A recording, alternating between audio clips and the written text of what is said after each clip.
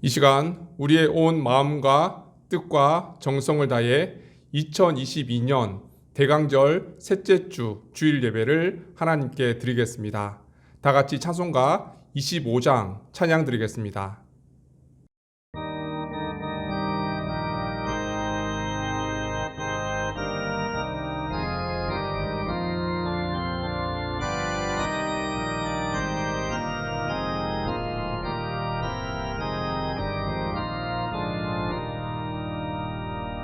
면류관 벗어서 주 앞에 들이세 저 천사 기쁜 노래가 온 땅에 퍼지네 내 혼악 깨어서 주 찬송하여라 온 백성 죄를 속하신 만왕의 왕일세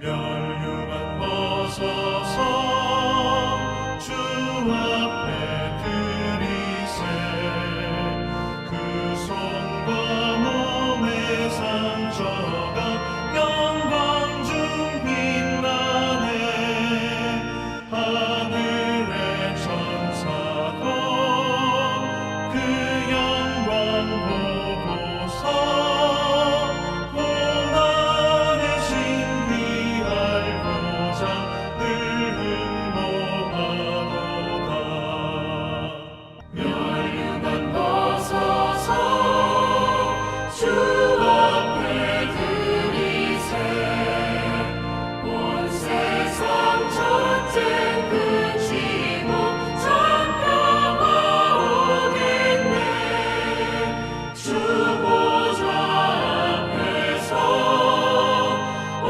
백성 엎드려 그 한없는 영광을 늘 찬송합니다.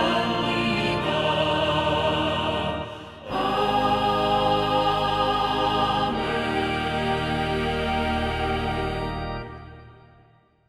교독문 117번입니다. 저와 여러분이 한 절씩 교독하겠습니다. 광야와 메마른 땅이 기뻐하며 사막이 백합화 같이 피어 즐거워하며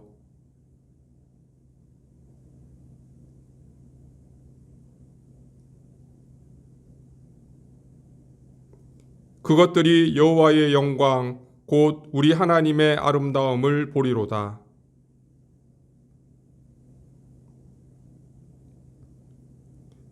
겁내는 자들에게 이르기를 굳세어라 두려워하지 말라 보라 너희 하나님이 오사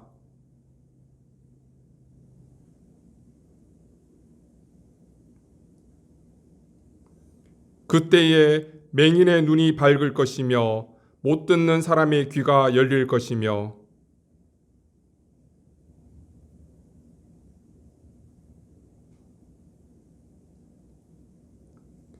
이는 광야에서 물이 솟겠고 사막에서 시내가 흐를 것임이라.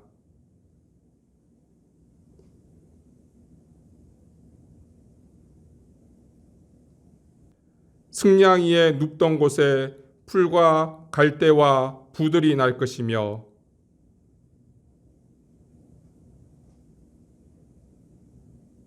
깨끗하지 못한 자는 지나가지 못하겠고 오직 구속함을 입은 자들을 위하여 있게 될 것이라. 아멘. 다 같이 사도신경 하심으로 우리의 신앙을 고백하겠습니다. 나는 전능하신 아버지 하나님, 천지의 창조주를 믿습니다. 나는 그의 유일하신 아들, 우리 주 예수 그리스도를 믿습니다. 그는 성령으로 잉태되어 동정녀 마리아에게서 나시고 본디오 빌라도에게 고난을 받아 십자가에 못 박혀 죽으시고 장사된 지 사흘 만에 죽은 자 가운데서 다시 살아나셨으며 하늘에 오르시어 전능하신 아버지 하나님 우편에 앉아 계시다가 거기로부터 살아있는 자와 죽은 자를 심판하러 오십니다. 나는 성령을 믿으며 거룩한 공교회와 성도의 교제와 죄를 용서받는 것과 몸의 부활과 영생을 믿습니다. 아멘. 찬송가 104장 함께 찬양 드리겠습니다.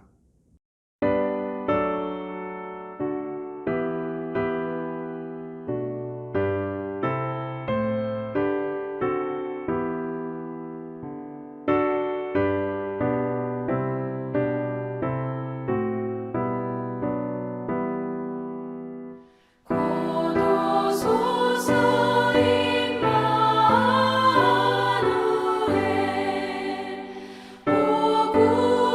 보구하소서 이스라엘 그 보로 생활 고날 바 메시아 기다립니다.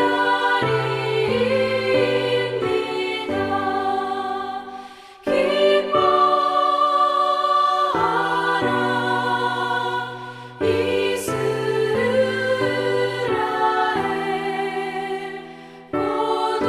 고도시리오 임마누엘 고도소서 지혜의 주 온 만물 질서 주시고 참 진리의 길 보이사 갈 길을 인도하소서 기뻐하라 이스라엘 고도시리오 임마누엘 고도소서 소망의 주 만백성 만남 이루어 시기와 분쟁 없애고 참 평화 채워주소서 기뻐하라 이스라엘 고도시리오 임마누엘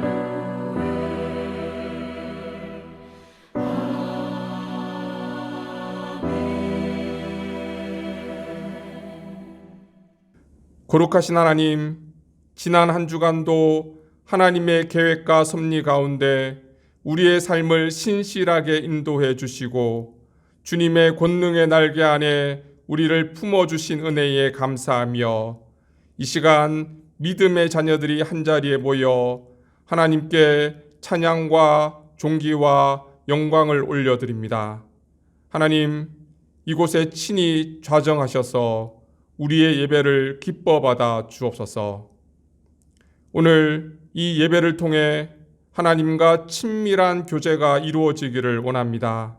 겸손히 주님 앞에 나아갈 때 자비의 손길로 우리를 어루만지사 상한 마음이 위로받게 하시고 억눌렸던 우리의 영혼이 영원하신 진리의 말씀 가운데 참 자유를 누리게 하옵소서. 참된 안식과 평안을 누리는 시간이 되게 하여 주옵소서.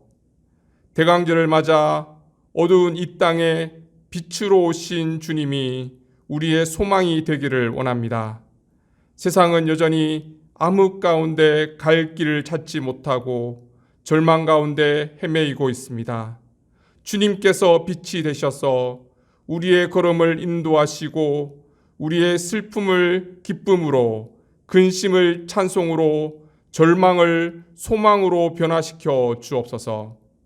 이 땅 가운데 참된 길과 진리와 생명 되신 예수님을 기억하게 하시며 주님께서 하신 사역에 우리도 동참하게 하시고 다시 오실 주님을 기다리며 경건한 마음으로 주님을 기다리는 시간이 되게 하옵소서.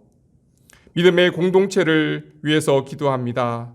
주님의 시선으로 생명의 가치를 바라보고 서로를 존중하며 사랑으로 섬기는 교회가 되기를 원합니다.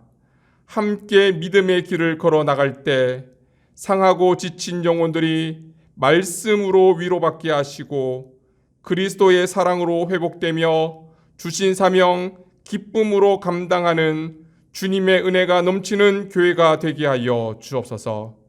우리 교회를 통해서 생명이 살아나는 놀라운 역사가 나타나게 하시고 복음의 사명은 감당함으로 이 땅 가운데 하나님 나라를 확장시켜 나가며 주님의 기쁨이 되는 교회가 될 수 있도록 인도하여 주옵소서. 우리 교회가 함께 기도하며 돕고 있는 인도 지역교회를 지켜주시고 어려움 가운데서도 세상과 타협하지 않고 오직 하나님 나라와 뜻을 이루어가는 교회가 될 수 있도록 은혜 내려 주옵소서. 감사드리며 모든 말씀 예수님의 이름으로 기도드립니다. 아멘.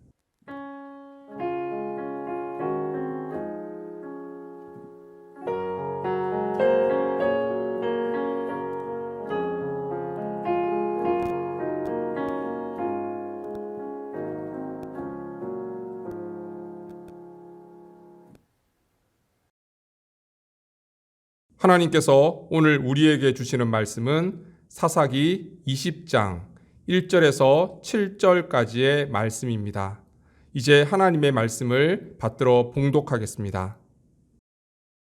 이에 모든 이스라엘 자손이 단에서부터 부엘세바까지와 길르앗 땅에서 나와서 그 회중이 일제히 미스바에서 여호와 앞에 모였으니 온 백성의 어른 곧 이스라엘 모든 지파의 어른들은 하나님 백성의 총회에 섰고 칼을 빼는 보병은 40만 명이었으며 이스라엘 자손이 미스바에 올라간 것을 베냐민 자손이 들었더라.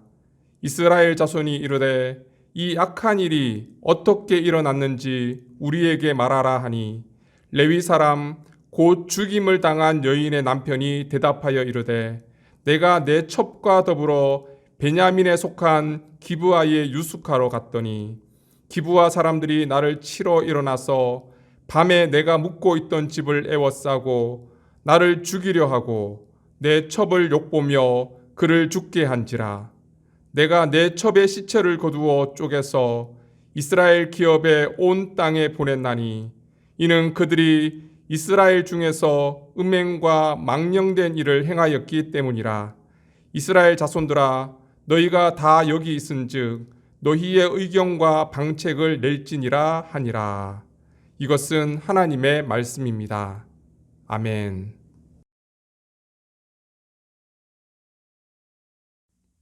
지난주 말씀을 통해 레위인 첩이 살해되는 사건은 생명의 가치가 무시되는 시대를 상징하는 것임을 살펴보았습니다. 그런데 사건은 거기서 끝나지 않습니다. 레위인은 죽었는지 살았는지 모르는 여인을 최소한의 치료조차 하지 않고 나귀에 싣고 집으로 돌아옵니다. 집에 도착한 레위인은 상식적으로 도저히 이해할 수 없는 극단적인 행동을 취합니다.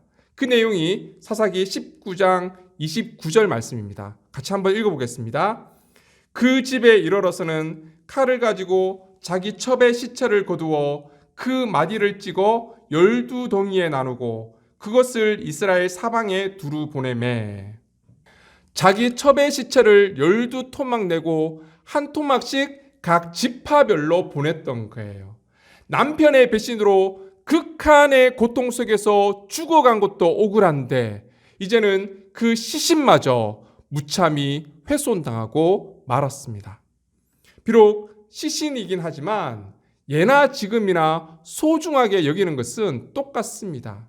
유수의 우리아의 시신이라도 제발 찾아달라 그렇게 절규하는 모습을 보셨죠. 그 부모의 마음을 너무나 잘 알기에 어떻게든 시신을 찾기 위해 수색하다가 그만 불의의 사고로 사망하는 사람들도 있습니다. 그만큼 시신을 중요하게 생각한다는 거예요. 오늘 시대뿐만 아니라 고대 근동 사회에서도 시신을 매우 소중하게 여겼습니다. 이스라엘에서도 매장되지 못한 시체는 하나님의 저주를 받은 것으로 여겨서 매우 치욕적인 것이라 생각했고, 그래서 마지막은 꼭 자기 고향, 자기 땅으로 돌아와서 그곳에 매장되기를 원했습니다. 여러분, 요셉 한번 보십시오. 요셉도 자기의 뼈를 애굽에 묻지 말고 그것을 가져와서 자기의 가족묘가 있는 세겜에 묻어달라, 그렇게 요청하잖아요. 그런데 레위인은 어떻게 합니까? 첩의 시체를 토막냅니다. 있을 수 없는 일이에요.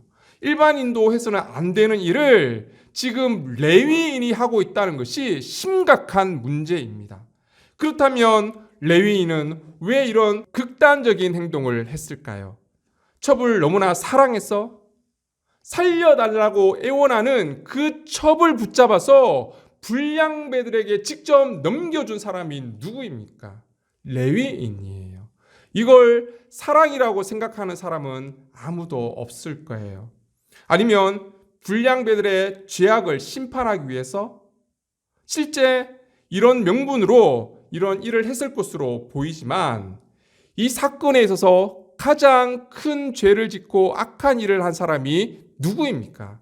레위인이잖아요. 그렇게 정의롭게 보이는 사람이 아니에요. 그렇다면 왜 이렇게까지 했을까요? 대부분의 추석가들은 레위인이 당한 모욕감 때문이다, 그렇게 주장합니다. 아내를 사랑해서 또는 정의감 때문이 아니라 자신이 당한 모욕에 대한 복수심 때문에 저지른 일이라는 거예요. 레위인이 개인적인 복수심 때문에 그 아내의 시신을 토막내고 기부와 사람들을 진멸하도록 부추긴 것, 사실 이것이 제일 큰 죄가 아닙니까? 레위인은 이 사건으로 자신의 무책임하고 비겁했던 행동에 대해서 대성통곡하고 회개했어야 합니다. 그런데 그는 모든 책임을 외부에만 돌리고 극단적인 방법을 취하고 있습니다. 이후에 일어날 일에 대해서는 아무런 책임도 지지 않습니다. 오늘날 우리는 아무도 책임지지 않는 그런 시대를 살아가고 있지 않습니까? 왜 가짜 뉴스가 난무합니까? 국가 경제적 손실에도 불법적인 파업을 마다하지 않습니다. 또 자신의 인기를 위해서라면 포퓰리즘 정책을 펴는 것 아무렇지도 않게 생각합니다. 그리고 그 일에 대한 결과에 대해서 아무도 책임지지 않습니다. 최근 정강호 목사를 한기총에서 이단으로 규정했다고 하죠. 종교를 정치화시키는 목사들이 얼마나 많은지 몰라요. 영혼에 대한 책임감이 없는 모습입니다. 회개가 없고 무책임한 시대가 얼마나 무서운지 오늘 이야기가 잘 보여주고 있습니다. 우리는 그리스도인으로서 하나님과 사람 앞에 책임 있는 삶의 자세를 가지고 살아가야 합니다. 그래야 미래가 있고 소망이 있습니다. 주님께서 왜 천한 몸으로 이 땅에 오셔서 십자가까지 지셨습니까? 범죄한 인간이라도 끝까지 그 생명을 책임지시기 위해서입니다. 그래서 주님만이 우리의 소망이 되는 것입니다. 한 선교사님이 한국 교회를 보고 안타까운 마음으로 이렇게 글을 썼습니다. 보수든 진보든 모든 주장이 성경적으로 다 받아들여질 수 없다. 이 말에 동의하지 않는다면 당신은 이미 극단에 빠져 있지 않은지 심각하게 생각해 보아야 한다. 소위 보수가 정권을 잡아도 진보가 정권을 잡아도 문제는 계속 발생한다. 심지어는 기독교 정당이 정권을 잡아도 결코 문제가 줄어들 것이라고 생각하지 않는다. 그리스도인은 그리고 교회는 모든 정권과 사회 속에서 자신의 선지자적 역할을 충실히 수행해 나가야 한다. 그러려면 정치적 논리에 따라 한쪽 편에 서는 것이 아니라 어떤 정책이나 주장이 나올 때마다 성경적 가치관으로 장단점을 분별할 수 있어야 한다. 심지어 내가 싫어하는 누군가가 성경적인 입장에서 올바른 소리를 할 때에도 감히 옳다고 동의할 수 있어야 한다. 그렇습니다. 너무나 공감 가는 이야기가 아닙니까? 우리는 하나님 말씀에 대한 가치, 생명에 대한 가치를 이 땅 가운데 세워갈 수 있도록 책임 있는 그리스도인으로 살아갈 수 있어야 합니다. 12토막 중에 한 토막의 시체를 본 이스라엘 백성들은 이 충격적인 사건에 대해서 어떻게 반응합니까? 19장 30절 말씀입니다. 같이 읽겠습니다. 그것을 보는 자가 다 이르되 이스라엘 자손이 애굽 땅에서 올라온 날부터 오늘까지 이런 일은 일어나지도 아니하였고 보지도 못하였도다. 이 일을 생각하고 상의한 후에 말하자 하니라. 전무후무한 충격적인 사건이라는 반응입니다. 이 일을 어떻게 처리해야 할지 함께 생각하고 상의하자, 그렇게 말을 하죠. 그래서 이스라엘 지파 공동체 지도자들이 미스바에 모이게 됩니다. 어떤 결정을 내렸을지 궁금하시죠? 우선 결정에 앞서 그들은 레위인으로부터 충격적인 사건에 대한 이야기를 듣게 됩니다. 그 이야기가 오늘 본문 4절에서 6절까지의 말씀입니다. 우리 같이 한번 읽어보겠습니다. 레위 사람 곧 죽임을 당한 여인의 남편이 대답하여 이르되 내가 내 첩과 더불어 베냐민에 속한 기브아의 유숙하러 갔더니 기브아 사람들이 나를 치러 일어나서 밤에 내가 묵고 있던 집을 에워싸고 나를 죽이려 하고 내 첩을 욕보며 그를 죽게 한지라. 내가 내 첩의 시체를 거두어 쪼개서 이스라엘 기업에 온 땅에 보냈나니 이는 그들이 이스라엘 중에서 음행과 망령된 일을 행하였기 때문이라. 여러분, 이 레위인의 진술에 대해서 어떻게 생각하십니까? 사실에 기초한 진실만을 이야기하고 있습니까? 그렇지 않죠. 자신에게 불리한 내용은 쏙 빼고 왜곡되고 과장된 내용을 진술하고 있습니다. 5절에 보면 기브아 사람들이 나를 치러 일어났다? 기브아 불량배의 일을 마치 전체 기브아 사람들의 일인 양 과장하고 있습니다. 감히 자신을 영접하지 않았던 기브아 사람들에 대해서 불만이 가득 있는 것으로 보이죠. 그리고 그들이 자신을 치러 했다, 죽이려 했다. 사실입니까? 아니죠. 정확한 워딩은 우리가 그와 관계하겠다 였습니다. 죽인다는 말은 전혀 없었어요. 그리고 첩을 욕보이고 죽게 했다. 일부 맞기는 하지만 이것도 과장되고 왜곡되었습니다. 불량배들은 첩에 대해서 전혀 관심이 없었습니다. 그 첩을 그들에게 억지로 끌고 가서 내어준 사람이 바로 레위인이었어요. 그리고 그들이 첩을 죽였다? 사실 이것도 알 수 없죠. 생사를 알 수 없는 첩을 치료조차 하지 않았던 사람이 레위인이었어요. 그리고 그 시신을 토막내어서 보낸 이유가 그들이 이스라엘 중에서 음행과 망령된 일을 했기 때문이다, 그렇게 주장합니다. 여러분, 레위인이 이 죄에서 자유할 수 있습니까? 그럴 수 없습니다. 이런 레위인의 일방적인 주장을 들은 이스라엘 백성들은 분노합니다. 적어도 총회로 모임을 가졌다면 양쪽 입장을 다 듣는 것이 당연한 일이 아닙니까? 하지만 그렇게 하지 않습니다. 레위인 주장에 흥분한 나머지 그들은 매우 감정적으로 이를 처리하게 됩니다. 8절에서 11절까지 말씀입니다. 같이 한번 읽어보겠습니다. 모든 백성이 일제히 일어나 이르되 우리가 한 사람도 자기 장막으로 돌아가지 말며 한 사람도 자기 집으로 들어가지 말고 우리가 이제 기브아 사람에게 이렇게 행하리니 곧 제비를 뽑아서 그들을 치되 우리가 이스라엘 모든 지파 중에서 100명의 10명, 1000명의 100명, 10,000명의 1000명을 뽑아 그 백성을 위하여 양식을 준비하고 그들에게 베냐민의 기브아에 가서 그 무리가 이스라엘 중에서 망령된 일을 행한 대로 징계하게 하리라 하니라.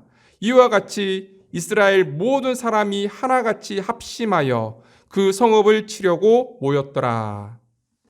이대로 절대 집으로 돌아갈 수 없다. 그렇게 외치면서 기브아 사람들에 대한 징계를 결정합니다. 그 징계라는 것이 11절에 보면 그 성읍을 치는 것이었습니다. 그래서 전쟁을 위해서 각 지파에서 10%는 전쟁에 필요한 군량비를 준비하고 나머지는 전쟁터로 내려갑니다.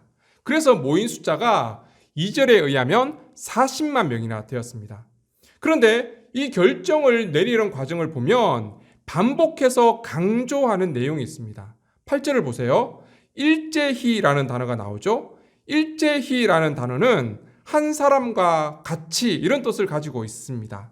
그리고 한 사람도 예외가 없다라는 내용도 있고요. 11절에 보면 모든 사람이 하나같이 합심했다라는 표현도 나옵니다.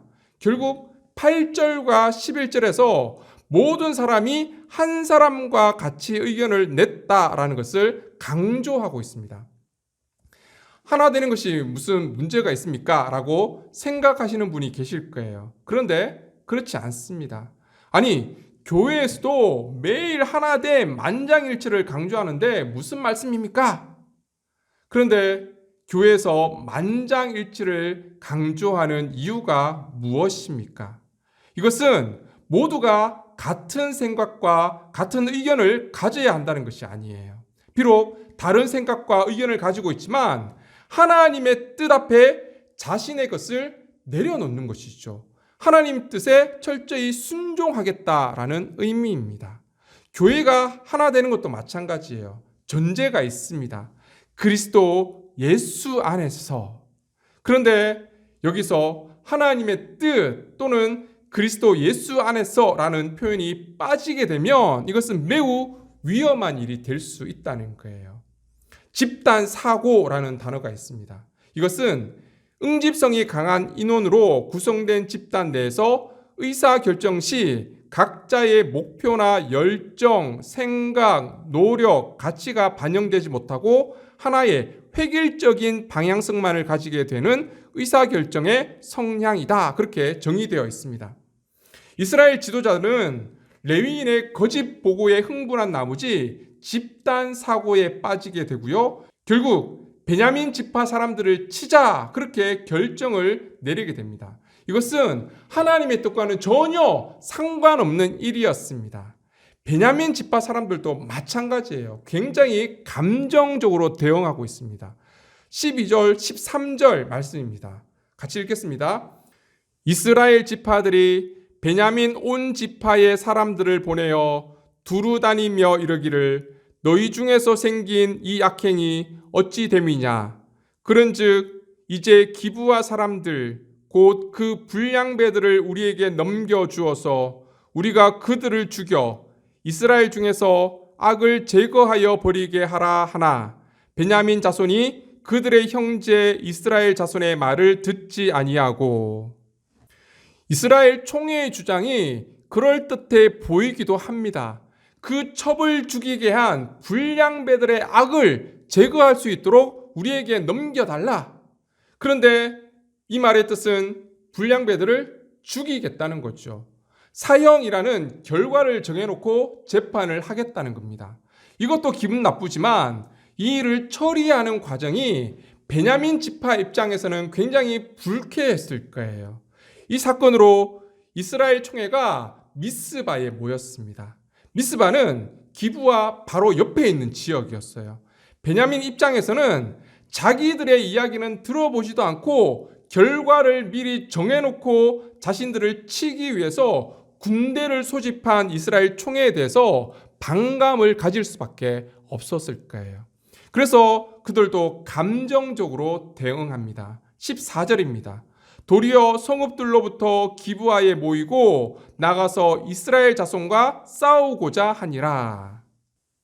이렇게 감정적이고 집단적인 사고방식은 매우 조심해야 합니다. 결국 불의한 레위인의 거짓 보고와 이에 대한 감정적인 대응으로 이스라엘 총회와 베냐민 지파 사이에 전쟁이 일어나고 말았습니다.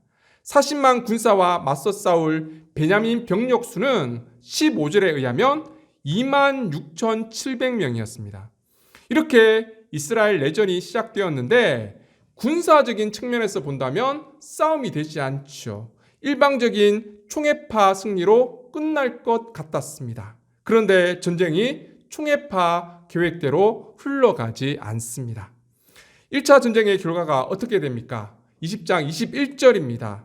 베냐민 자손이 기브아에서 나와서 당일에 이스라엘 사람 22,000명을 땅에 엎드렸으나 이스라엘 총애파 군사가 22,000명이나 죽고 전쟁에서 대패합니다. 전쟁에 패한 충격 때문에 그들이 어떻게 합니까? 23절입니다. 이스라엘 자손이 올라가 여호와 앞에서 저물도록 울며 그들은 날이 저물도록 울었습니다. 하지만 전력을 다시 정비해서 이튿날 다시 전쟁을 치르게 됩니다. 2차전은 어떻게 되었을까요? 25절입니다. 베냐민도 그 이튿날에 기브아에서 그들을 치러 나와서 다시 이스라엘 자손 18,000명을 땅에 엎드렸으니 다 칼을 빼는 자였더라. 2차전 역시 18,000명이 죽고 이스라엘 총애파가 대패하게 됩니다.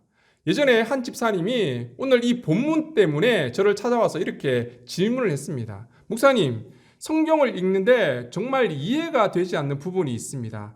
사사기 20장에 보면 하나님께서 분명히 전쟁하라고 명령하셨는데 왜 이스라엘 연합군이 전쟁에 패했는지 이해가 되지 않습니다. 그렇죠? 18절, 20절에 보면 분명히 하나님께서 전쟁을 하라 그렇게 명령을 하세요. 같이 한번 볼까요? 18절입니다.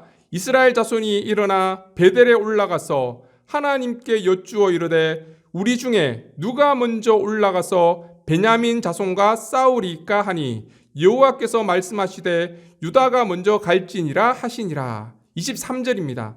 이스라엘 자손이 올라가 여호와 앞에서 저물도록 울며 여호와께 여쭈어 이르되 내가 다시 나아가서 내 형제 베냐민 자손과 싸우리까 하니 여호와께서 말씀하시되 올라가서 치라 하시니라. 하나님께서 분명히 명령하셨는데 왜 이스라엘 연합군은 전쟁에서 패했던 것일까요? 이 전쟁은 하나님의 뜻과 전혀 상관없는 전쟁이었기 때문이에요.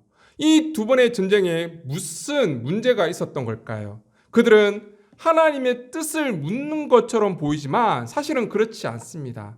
하나님의 뜻을 묻기 위해서는 어떻게 질문해야 합니까? 하나님, 베냐민 지파의 죄악이 너무 심각하다고 들었습니다.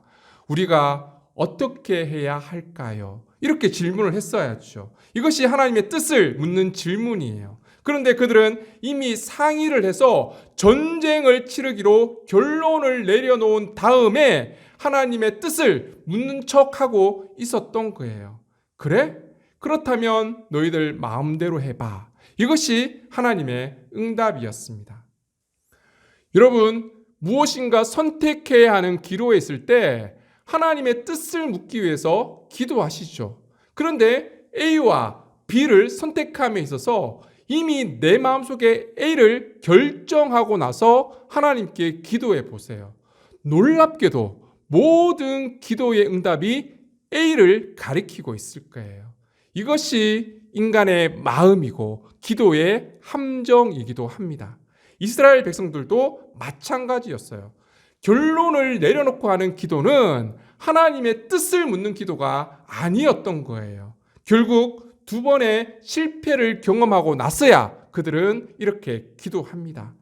26절에서 28절까지의 말씀입니다. 우리 같이 한번 읽어보겠습니다. 이에 온 이스라엘 자손 모든 백성이 올라가 베델에 이르러 울며 거기서 여호와 앞에 앉아서 그 날이 저물도록 금식하고 번제와 화목제를 여호와 앞에 드리고 이스라엘 자손이 여호와께 물으니라. 그때에는 하나님의 언약궤가 거기 있고 아론의 손자인 엘르아살의 아들 비느하스가 그 앞에 모시고 섰더라. 이스라엘 자손들이 여쭈기를 우리가 다시 나아가 내 형제 베냐민 자손과 싸우리까 말리까 하니 여호와께서 이르시되 올라가라 내일은 내가 그를 내 손에 넘겨주리라 하시는지라. 두 번의 실패 후에 어떻게 합니까? 모든 백성이 울고 금식했다. 그제서야 자신의 잘못을 깨닫고 회개했다는 거예요. 특히 하나님과 화목케 하는 화목제를 드렸다는 것은 자신의 잘못을 인정하고 진심으로 회개하고 있다는 것을 보여주고 있는 거예요. 그리고 무엇이라고 기도합니까? 내 형제 베냐민 자손을 치리까 말리까. 처음부터 이렇게 기도했어야죠. 이번에는 정말 하나님께서 전쟁을 허락해 주십니다. 하나님께서 전쟁을 허락하실 때는 내가 그를 내 손에 넘겨주겠다라는 약속의 말씀을 꼭 주십니다. 그런데 1차, 2차 전쟁 때를 한번 보세요. 이런 약속의 말씀이 없어요. 즉 하나님의 뜻이 아니었던 거예요. 기브와 불량배들의 죄악이 너무나 분명했기 때문에 이 죄악을 심판하시기 위해서 하나님이 전쟁을 허락하셨던 것 같습니다. 그런데 이 전쟁의 결과가 어떻게 나타납니까? 48절입니다. 같이 한번 보겠습니다. 이스라엘 사람이 베냐민 자손에게로 돌아와서 온 성읍과 가축과 만나는 자를 다 칼날로 치고 닥치는 성읍은 모두 다 불살랐더라. 3차전은 하나님의 약속대로 이스라엘 연합군이 승리하게 됩니다. 하지만 1차, 2차 전쟁의 패배에 대한 분풀이라도 하듯이 그들은 매우 감정적으로 전쟁에 임하고 있는 것을 볼 수가 있습니다. 온 성읍과 가축과 만나는 자를 다 칼날로 치고 닥치는 성읍은 모두 다 불살랐더라. 이것이 정말 하나님께서 원하는 전쟁의 모습이었습니까? 기브와 불량배들의 악을 제거하는 것이 아니라 남녀노소를 막론하고 죄 없는 사람들까지 온 성읍에서 만나는 모든 사람을 칼로 죽이고 모든 성읍을 불태워 버렸습니다. 사사시대 하나님의 명령은 가나안의 죄악을 진멸하고 그곳에 하나님 나라를 세우는 것이었습니다. 하지만 이스라엘 백성들은 가나안의 죄악을 진멸하는 대신 자신의 동족을 진멸하는 전쟁을 치르고 있었던 거예요. 무엇이 이러한 참혹한 결과를 가져오게 했습니까? 불의하고 무책임한 레위인 한 사람의 거짓 보고 때문이었습니다. 그리고 이 보고에 감정적으로 대응한 전체주의적 집단 사고 때문이었습니다.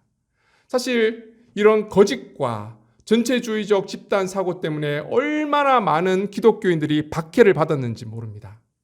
예전에 북한에서 있었던 일입니다. 공산주의자들이 도로 공사를 하다가 굴을 파고 그 속에 숨어 살고 있었던 그리스도인 27명을 발견하게 됩니다. 그들은 즉시 인민 재판에 회부되었습니다.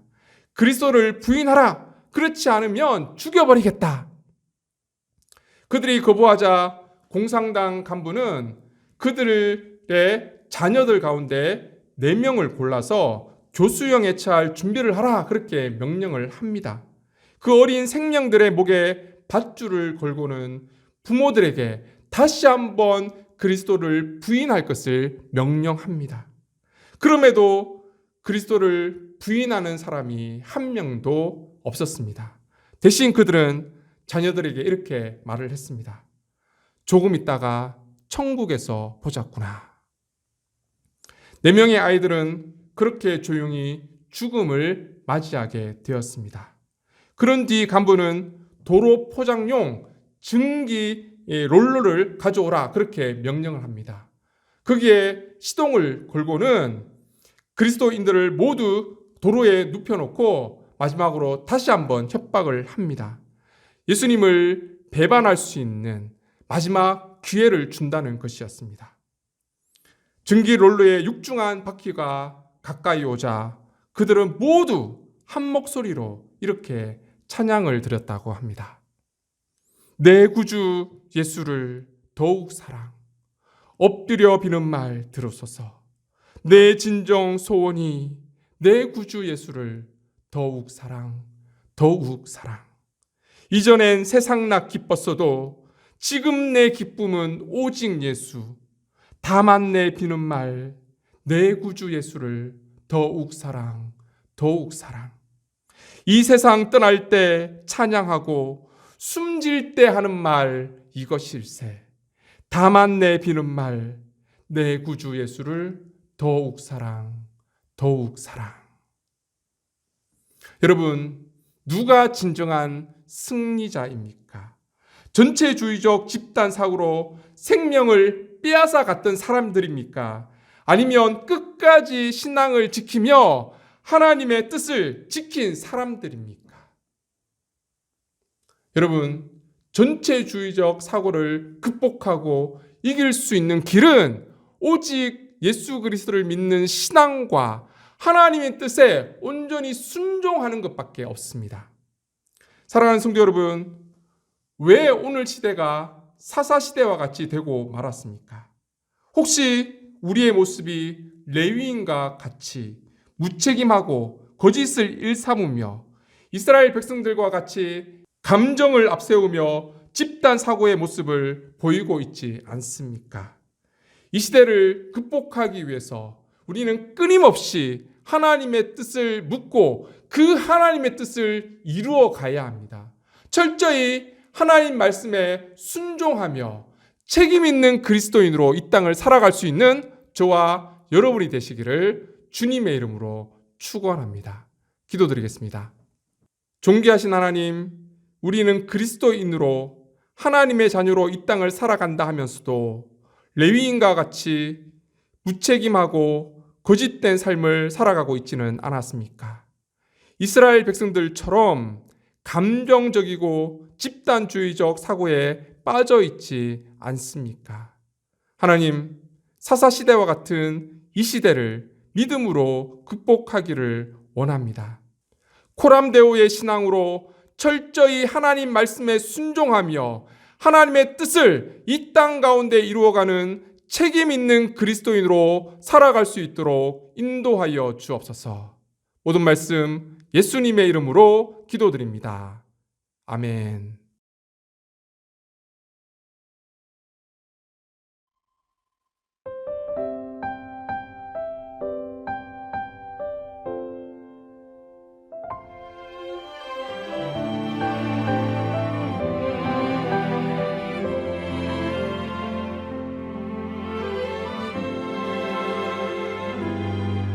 내가 누려왔던 모든 것들이 내가 지나왔던 모든 시간이 내가 걸어왔던 모든 순간이 당연한 것 아니라 은혜였어. 아침 해가 뜨고 저녁에 노을 봄의 꽃향기와 가을의 열매 변하는 계절의 모든 순간이 당연한 것 아니라 은혜였어. 모든 것이 은혜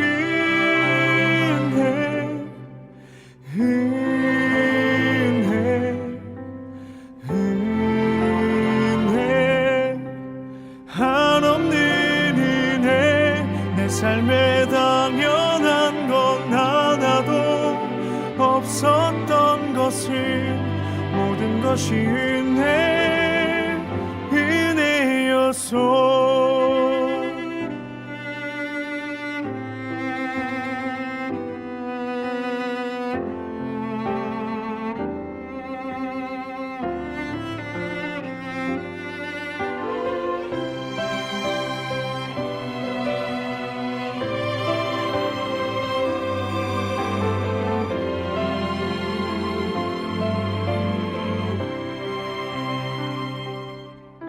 내가 이 땅에 태어나 사는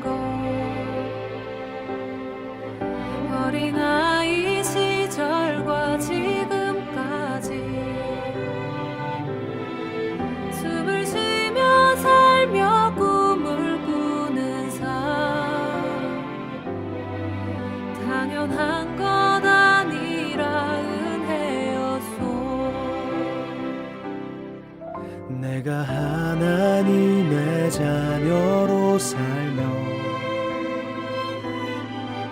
오늘 찬양하고 예배하는 삶 복음을 전할 수 있는 축복이 당연한 것 아니라 은혜였소. 모든 것이 은혜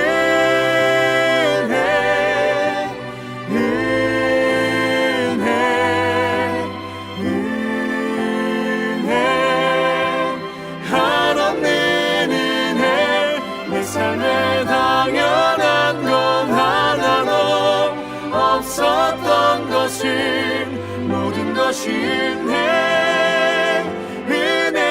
은혜였소. 모든 것이 은혜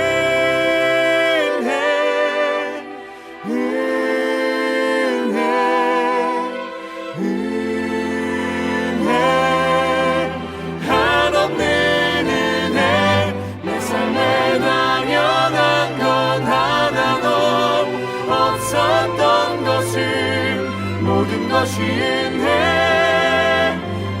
은혜였소. 모든 것이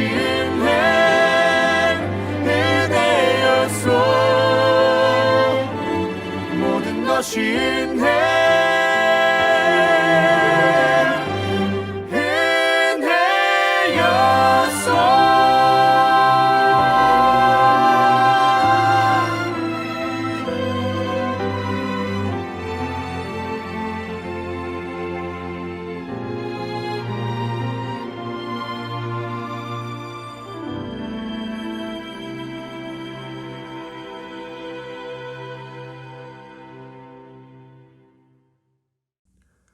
은총의 하나님, 대강절을 맞아 말씀 가운데 그리스도의 오심을 겸손히 준비하게 하심을 감사드립니다.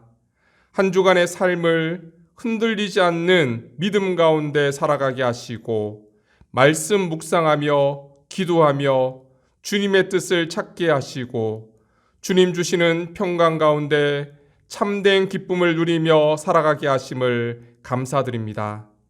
이 시간 우리의 삶을 인도해 주시며 매일의 삶 가운데 일용할 양식을 풍성하게 채워주신 하나님의 크신 은혜와 사랑에 감사드리며 우리의 삶이 담겨진 귀한 예물을 하나님께 올려드립니다. 하나님, 기뻐 받아 주옵소서. 이 예물이 세상에 흘러갈 때에 주님의 몸된 교회를 세우고 이웃을 섬기며 하나님 나라 확장되는 곳에 아름답게 사용되게 하셔서 오직 하나님의 영광만 드러나게 하옵소서. 한 해가 얼마 남지 않았습니다. 남아있는 시간을 허비하지 않게 하시고 믿음 가운데 잘 마무리하고 새로운 한 해를 기도함으로 잘 준비해 나갈 수 있도록 인도하여 주옵소서. 하나님을 신뢰함으로 끝까지 책임 있는 자세로 하나님의 뜻을 이루어 가기를 원합니다. 하나님께 온전히 순종하는 믿음으로 살아가게 하시고 이 땅을 변화시키고 세상 가운데 하나님의 복을 선포하며 그리스도의 향기를 나타내는 아름다운 믿음의 삶이 되게 축복하여 주옵소서. 사랑하는 믿음의 자녀들의 앞길을 축복하시고 주님 주시는 비전을 바라보며 하나님의 뜻을 이루어가는 귀한 삶이 되게 인도하여 주옵소서.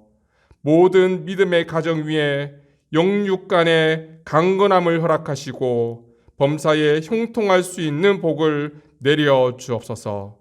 모든 말씀 예수님의 이름으로 기도드리며 이제는 길이요 진리요 생명 되신 우리 구주 예수 그리스도의 은혜와 독생성자 예수님을 이 땅에 보내주신 하나님 아버지의 무한하신 사랑하심과 언제나 우리와 동행하시고 우리의 믿음의 삶을 지키시는 성령님의 임재와 교통하심이 책임 있는 그리스도인으로 하나님 말씀에 철저히 순종하며 이 땅 가운데 하나님 나라와 하나님의 뜻을 이루어 가기를 다짐하는 사랑하는 주님의 백성들과 그 자녀들 위해, 이 땅의 모든 교회와 선교사님들 위해 이제로부터 영원토록 함께 하시기를 간절히 축원하옵나이다.